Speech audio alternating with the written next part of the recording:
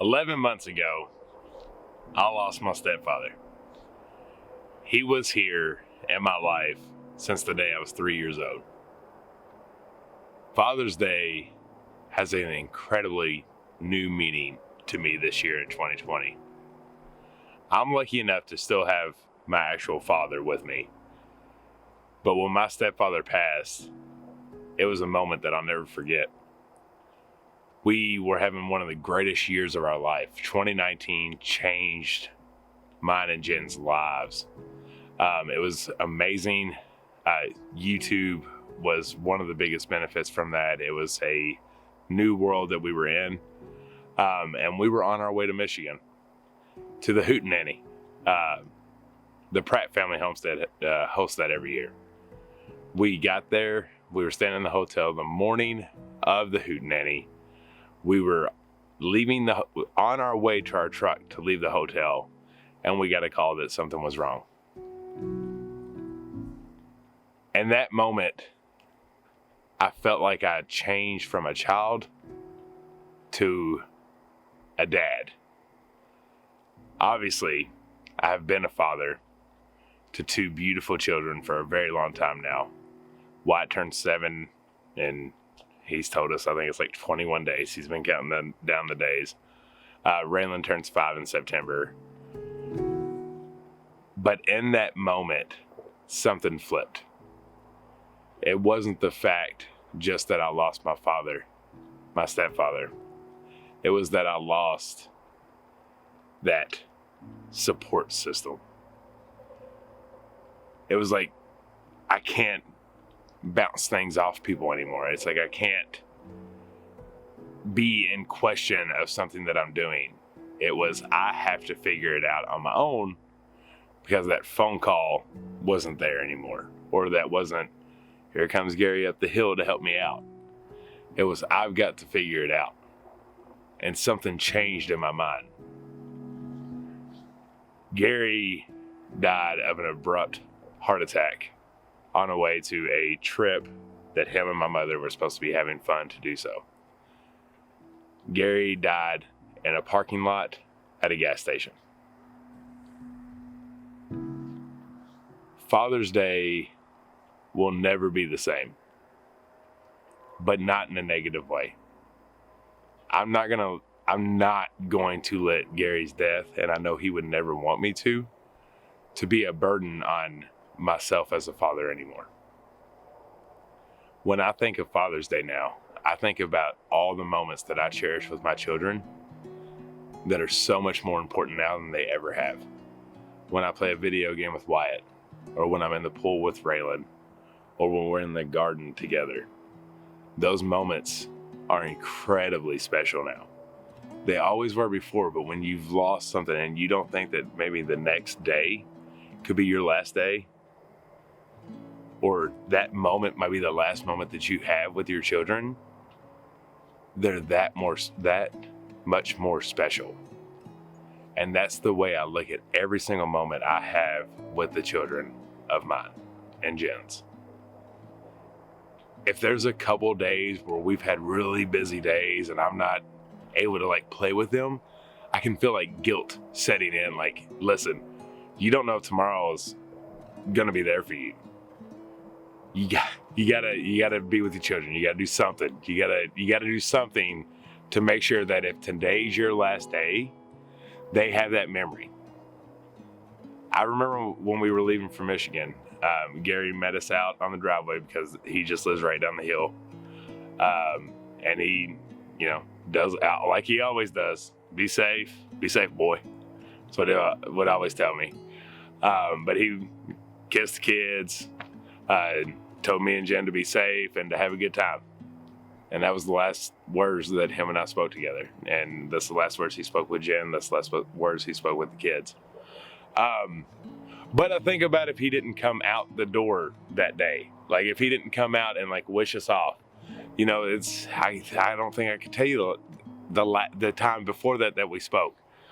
And it's weird how it feels like we know. It's like it always seems, and you hear so many stories about that. And it's just like someone knows when that time may be coming, even if it's abrupt. And everyone around them, it's a complete shock like it was for us.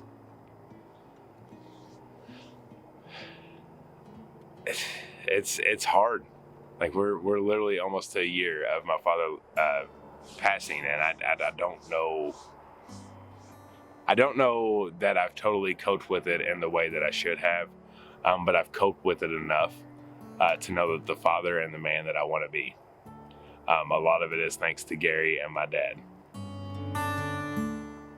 I know I want to be the father for my children, and I want to be the husband to my wife, and I want to make sure that every day when we go to bed, if I was no longer there the next day, they'll have an amazing memory of their father and their husband. I know a lot of people that are watching this, you might have your father still, but a lot of people have probably lost theirs as well. And I know Father's Day is a round of emotions. You're happy, you're sad, you're joyful, you're loving, and there's probably going to be some tears shed. I just want you all to know that we're here with you. We understand. I, for one, am going to spend that day doing no work. It is not going to be a farming day. It is going to be a family day. My dad's coming over on Saturday, and then Sunday it's going to be myself, probably the kids, and Jen, and not doing much of anything but having fun and enjoying those memories that we'll always have. So I wanted to talk to you all today just mainly to say, for that day, cherish it. If your father is still around, call him. Maybe you haven't talked to him in a while. Maybe you should. Maybe pick up the phone. Maybe it's time to make a road trip. We can't take many vacations right now, right? Not a lot of things open. Dad's house is always open. No matter how bad it's ever been, no matter how good it's ever been, there's no better time to go see your father than right now. I love you all. Pray for all the people that maybe don't have their father at this moment and during this weekend when it comes to Father's Day. I hope you all have a great day. It's going to be a hard day for us, but it's going to be a good day because I'm still here and I'm still here for my children. And that's what matters most. Love y'all.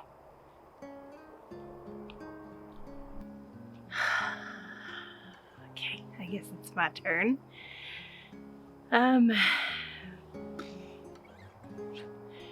Father's Day is always a celebrated day. It's a happy day because my children have the best father that they could ever possibly want. And that is a true blessing. It truly is. And I am so thankful for him. But it's also sometimes a little bit sad. Like Zach talked about, it's a different day. You know, it's not like it used to be. It's not a whole family get together. There's someone missing. It's vacant. And it's always been kind of somewhat vacant, someone missing, at least in my world. A little background story. My parents got divorced when I was 6. We had a family of 5. It was me, my 2 brothers. One has passed. He passed when he was 16. So that was an immediate vacant void from the family. And then when my parents divorced, sadly, the family was sort of ripped apart. That sounds negative, but it doesn't have to be. There's no one to blame, but it's just the way it is. Divorce is hard. I don't know personally because I will hope to never go through that. I will never if it's in my choice, in my hands. But divorce is hard. It cloudies things up. It muddies things up. It makes things difficult. So we moved about 200 miles away. This is personal. yeah, we moved 200 miles away. Our family was a different dynamic. It was a new dynamic. I immediately got a stepfather who is graybeard, Larry. You see him in the videos. He is an amazing man. He immediately became a father to all three of us and excelled just way past the points that you could ever imagine. A great stepfather who became a father. He gave me, still to this day, gives me everything I could ever want for, ever need. He always has gone above and beyond to make sure that his stepchildren, his children, me, are happy and they have what they need. We're protected, we're fed, we're clothed, and he does it with love. He hasn't always been the most gentle man, but he still does it and he excels. He is the stepfather of all stepfathers. He is a great man. Back to my dad. It was hard to maintain a relationship. We did it for a few years. He had custody, we would go visit, we would drive the 200 miles to Tennessee, 200 miles there, 200 miles back. Years and years went on, kids get older and you don't continue to go because I was comfortable where I was. I had my friends here. Probably my biggest regret in life is not reaching out and maintaining more of a relationship in the younger years. As I got older, I realized how important that it was and how much of a necessity it was to have a relationship with my father, no matter how far apart that he was. We now have that. He's my daddy, and I still call him that at 30 years old. Okay, really trying to get my stuff together here. I do still call him my daddy. He is getting up there in age. However, he is a very healthy and strong man, and I look up to him so much. It's still cloudy. Things are always cloudy, right? He has a certain religion. I cannot reach out to him and tell him Happy Father's Day, Happy Birthday, Merry Christmas, stuff like that. But we do still have a very close relationship. We talk at least once a week on the phone, catching up with each other. That man taught me everything I knew on how to grow chickens, how to live in the woods, how to live off grid, how to be self-sustainable. He is my rock in that area, and he always will be. And, through the years, things they can become distant, and my biggest regret is letting them become distant. But I hope to, in the coming years, repair that. And I think my biggest fear is running out of time. As Zach talked about with Gary, you never know when it's their last day or your last moment, your last phone call with them. And I know it's coming. He's getting up there in age. And I think really that's why both of us did this video. Unfortunately, Zach's message will only reach his father, but not Gary. My message will be able to reach both of them, hopefully, if they are able to watch, if they do. But the biggest guilt that I live with is not reaching out more, not making more trips, not making the drive with my children. We've done it a few times, but not nearly enough. And I just wish we had. And I think that's my biggest guilt that I live with and that I will live with. Every time I talk to him on the phone, which is about once a week, my biggest fear is that it will be the last time I talk to him. And I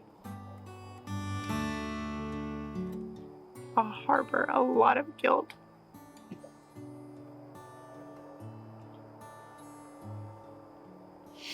But that's not my fault. It's not anybody's fault. But I still have to take responsibility.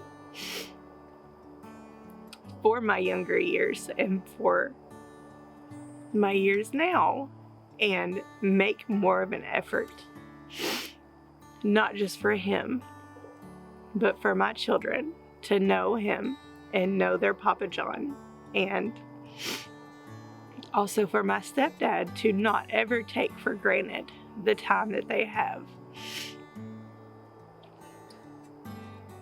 and not ever take for granted the memories that they have, no matter how few and far they are in between. Whether they see my stepdad, Graybeard, Papa Larry, every day or every other day, or whether it's Papa John, who they only see once a year, or when there's a tragic event, and he always shows up. He always does. He always does. And for Gary, who we miss so much, the greatest father-in-law there could have ever been on this planet. And Zach's dad, Tony, he is so incredible. He has always been there for me, for the kids, for Zach. He's always there no matter what we need. But as Zach said, never take it for granted. Never take that moment for granted. And the scary part is Gary was the first, but there's so many more losses to come, and it's so scary. It's very scary, and it's very fragile and vulnerable. But the only thing that we can do with that fear and that vulnerability is to push it into the people that are here and love on them and spend the extra time, go see them, make the drive. I don't care how far it is. Get in the car, take the kids, make the drive, make the visits. And if you can't, there are always things in the way. Obviously, sometimes you cannot just get in the car and go. So make the phone call.